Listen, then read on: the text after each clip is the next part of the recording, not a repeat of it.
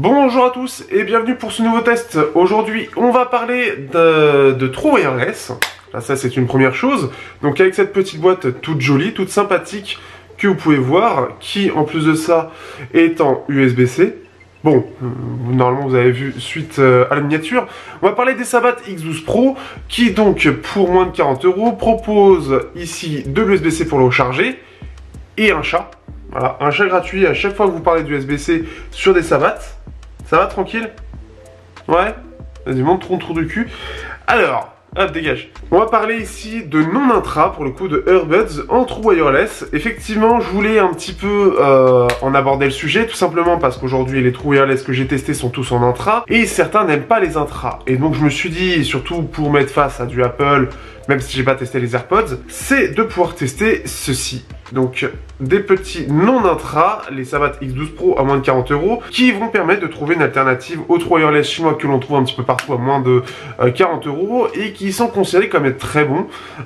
Et je voulais me faire mon idée. Donc, ce qui fait qu'on passe tout de suite au test de ces True Wireless non-intra, dit Earbuds ou écouteurs, tout simplement, des écouteurs True Wireless à moins de 50 € et de façon, qui sont intéressants en plus de ça.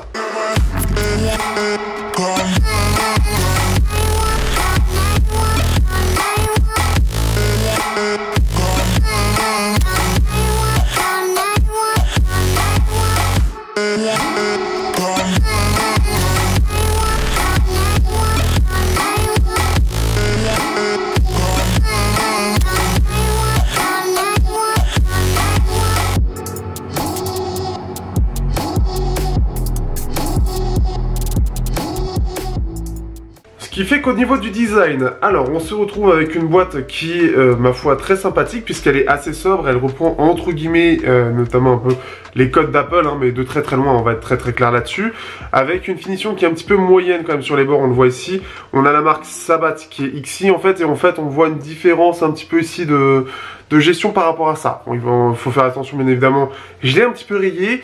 Vous avez quand même de l'USB-C, ce qui est plutôt cool, et vous avez donc 4 LED pour dire si c'est chargé ou non au niveau de la boîte, son taux de charge. Donc au niveau du design des écouteurs, ici, alors ça se simple, donc quand vous les sortez déjà, donc vous avez en fait deux pins qui vont permettre de le recharger et qui vont permettre aussi de les réveiller si vous les sortez. Donc on a ce côté donc Earbuds, ce côté un peu AirPod, avec donc vraiment le même design, avec comme vous pouvez voir l'entrée ici, le côté un petit peu respiration. Là on a les deux pins. Au-dessus, on a un petit peu l'appel d'air, en fait, là où on va voir le trou, justement, pour que l'air puisse passer. Et vous avez ici un design. Alors, ici, c'est la couleur que j'ai prise. Il faut savoir, hop, que je l'ai pris. Alors, vous l'avez de plusieurs coloris. Vous en avez en noir, en blanc, en rose, en bleu, et en blanc et en noir. Après, vous avez d'autres coloris. Donc, que ce soit simple ou un petit peu plus coloré, comme ce que j'ai pris là, justement. Je voulais quelque chose qui soit coloré. J'aimais beaucoup le bleu, et enfin, les couleurs, en tout cas, l'ensemble de ce qui était donné.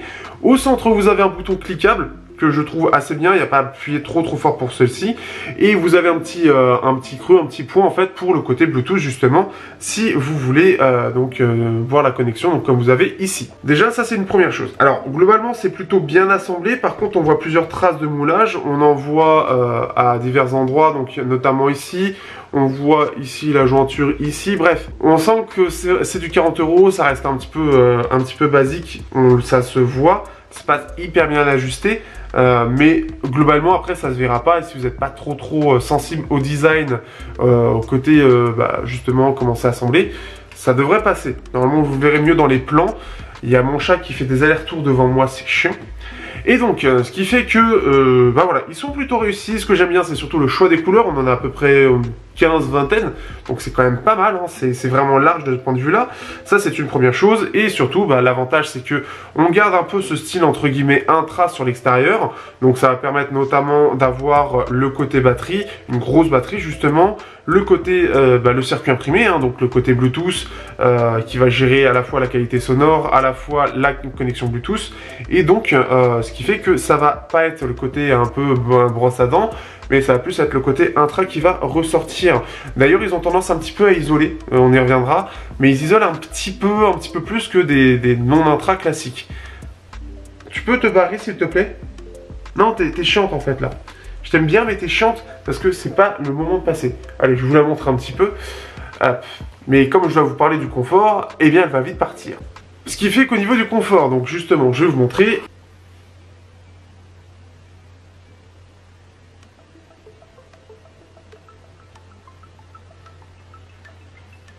Au niveau du confort, c'est vraiment pas mal, je trouve, justement. On les sent pas trop et surtout on les oublie vite. Et puis, alors, ça a tendance un petit peu plus à se barrer là, en tout cas c'est l'impression que j'en ai. Voilà, c'est un peu con, mais ça permet de voir.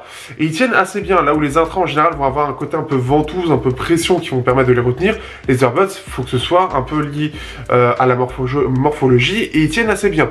Vraiment, comme vous pouvez voir, je me suis un peu laissé aller, et ça tient vraiment bien de ce point de vue-là. Donc après, vous avez le côté earbud, donc si vous appréciez ce type de design pour les oreilles, vous allez apprécier ça. Ça, c'est une première chose. Vous avez aussi un bouton. Alors, ce qui est bien, c'est que par rapport à d'autres boutons... Ah, j'ai appuyé 2 fois, je l'ai éteint. Donc c'est juste que... non. Alors, ce qui fait que vous avez un bouton et il n'y a pas besoin d'appuyer trop, alors il faudra appuyer un petit peu, mais ce ne sera pas désagréable. Comme ce n'est pas un côté intra, ça ne va pas appuyer pour aller vers l'intérieur de l'oreille. Là, ça va juste appuyer vers, en fait, sur le derrière un peu de l'oreille. C'est pas très grave, c'est pas désagréable du tout. Bon, c'est juste chiant de devoir appuyer, mais si j'appuie une fois, c'est pas grave. Par contre, on a le clic qui est assez franc par contre et qui va beaucoup se ressentir. C'est pas très grave en soi, mais ça se ressent plus que par exemple sur les créatives où c'est un peu plus discret, mais par contre ça enfonce un peu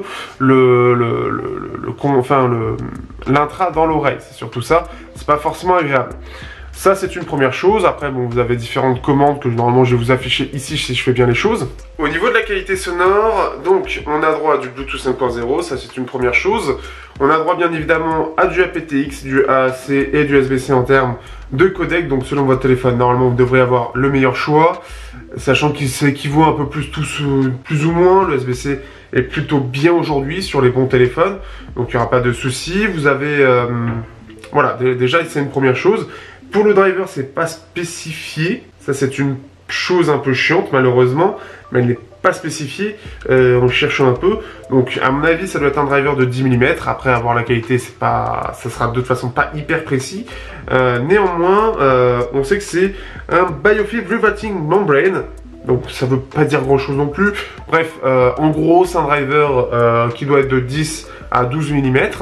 Et on a une signature qui, alors pour moi, semble être très proche de la signature de ce que proposent les AirPods, premier du nom en tout cas, de ce que j'ai testé et du peu que j'ai testé et des souvenirs que j'en ai qui datent un peu, c'est précis. Mais en tout cas, on a une signature qui est assez chaude, assez orientée sur les basses et qui a des médiums assez chauds aussi. Ça reste plutôt clair, on n'a pas énormément de détails, ça reste un petit peu rond sur les détails, ça se ressent, on sent que c'est pas hyper précis. Encore une fois, on a 40 € sur des drivers en earbuds, ça peut pas être aussi précis que des intras, et on a des aigus qui sont un poil en retrait. Si je compare par exemple au Smartbat ST10, qui sont bon déjà beaucoup plus chers pour des intras de ce type, là où il y a un côté très neutre, ici on va vraiment avoir un côté très basseux qui va ressortir, un côté très rond, très ample sur ces basses, très chaud. Donc, globalement, j'apprécie plutôt bien, ce qui fait que c'est assez agréable. Après, il faut aimer ces signatures chaudes, je suis assez ouvert, mais voilà, si vous aimez bien les signatures chaudes, assez basseuses, tout en ayant le côté ouvert, vous allez apprécier. On a une séparation des instruments qui est correcte sans plus. On sent que, avec ce côté chaud et ce manque de détails, ça a un petit peu du mal à se départager, mais ça se défend. En tout cas, c'est plutôt dans la bonne moyenne de ce que j'ai testé dans les 10 € en tout cas des écouteurs non intra. J'ai pas, malheureusement, je crois pas avoir de graphique pour vous montrer la signature, mais c'est toujours très particulier de toute façon avec ce système non intra par rapport aux intras, donc c'est pas forcément très pratique pour vous. Mais globalement voilà, c'est assez chaud, surtout des basses, une signature assez chaude, des aigus un peu en retrait et des médiums qui vont être surtout accompagnés des basses justement. Voilà dans l'ensemble, j'ai parlé des détails etc. Au niveau de l'autonomie, on est sur du... Globalement, de ce que j'avais testé, c'était environ 7 heures, 7h30. Donc c'est plutôt pas mal, ça se défend bien. Et ce qui est bien, c'est que contrairement à la plupart des earbuds que l'on a à l'heure actuelle, qui tournent autour des 3 à 5 heures, ici on va être plus sur du 7 heures, 7-8 heures même, ça dépend après comment vous allez écouter, etc. Mais ce qui fait que ça se défend bien, et voilà, on a une bonne autonomie dans le côté un petit peu haut en termes d'autonome, là où surtout sur les earbuds ont tendance à être assez bas, et il y a un côté brosse à dents, etc. Donc l'autonomie est assez limitée. Ça, c'est la première chose. Ensuite, que dire de plus sinon globalement? Ah oui, petite chose aussi, ils ont tendance un petit peu à avoir une isolation, ce qui change un petit peu, de par le design, du fait que la partie, on va dire, qui va aller chercher l'air est au-dessus et qu'on a un ensemble assez épais derrière, même si c'est ouvert et que justement ça va aller chercher l'air ici et ici, ça aura un côté un petit peu plus isolé que la plupart des non-intra que j'ai testés. C'est une chose qui peut être un petit peu appréciable. Là par exemple ça couvre un petit peu ma voix, c'est pas énorme, mais c'est un peu plus de ce que l'on a d'habitude. Donc voilà, ça peut être le petit bonus sympa, ce qui fait qu'avec un peu de musique et ce système là, ça a tendance un peu plus facilement à couvrir les sons qu'il y a autour de nous, même si c'est pas des intras. Globalement, qu'est-ce que je... Ah oui, et derrière aussi, au niveau de l'autonomie, la petite chose aussi, c'est que c'est une trentaine d'heures de recharge, d'ailleurs, pour la boîte. D'ailleurs, le truc, c'est que quand les écouteurs ont tendance à un petit peu à se décharger tout seul, et ce qui fait qu'ils vont aller compenser assez vite et recharger tout le temps. Ce qui fait que la boîte en une semaine s'est vidée complètement, ce qui est un peu dommage. Je sais pas si là c'était un bug parce que je l'ai testé assez rapidement, mais en tout cas c'est ce que j'ai vu. Ça peut être la petite chose, donc rechargez-les plus ou moins régulièrement pour être sûr de ne pas être à court de batterie. De toute façon c'est un peu ça le problème avec ce genre d'appareil, mais c'est souvent ça de toute façon. Mais voilà, ça semble se vider un peu rapidement, c'est l'impression que j'ai. Voilà un petit peu en tout cas pour cette partie, voilà. Conclusion, et bien conclusion. Pour des non-intra, ça se défend vraiment bien. De ce que j'en ai vu au niveau des retours, c'est un très bon rapport qualité-prix et il propose un très bon son. La signature très chaude devrait en plaire à certains et surtout devrait plaire à ceux qui aiment bien la signature des AirPods et qui voudraient quelque chose de moins cher, en design, pas forcément brosse à dents. Ça, c'est deux choses qui sont proposées. La chose aussi qui est assez sympathique, surtout pour moins de 40 €, c'est le fait que ce soit du USB-C. En effet, à 40 €, la plupart de ce que j'ai vu, c'était en micro USB, et la version Pro des Sabat apporte ce côté USB-C. Petit aparté aussi, vous avez aussi la version, les Sabat E12 et E12 Pro, qui sont la version intra de ces écouteurs-là. Je ne sais pas du tout ce que ça vaut, mais c'est toujours bien de le savoir. Par contre, ils coûtent aussi plus cher. Au lieu d'être à 35 €, ils sont à 50-60. Comme il y a le côté fermé, forcément, il y a toute une gestion à faire derrière pour la qualité sonore. Néanmoins, voilà, ils existent et il y a beaucoup moins de choix de couleurs aussi, ce qui est un peu dommage. Mais voilà, ils sont sympathiques, ils peuvent être discrets sur le coloris que vous avez, ils sont assez compacts. La boîte est plutôt bien foutue aussi, chose que je n'ai pas dit forcément par rapport au design. Mais ce qui est bien, c'est que par rapport à la boîte, contrairement au KZT où c'est chiant, ici ce qui est bien, c'est que les écouteurs ressortent bien. Ce qui fait que pour les prendre, c'est très facile. Et ça, c'est une chose. Et même pour les reposer, ils se reposent très facilement.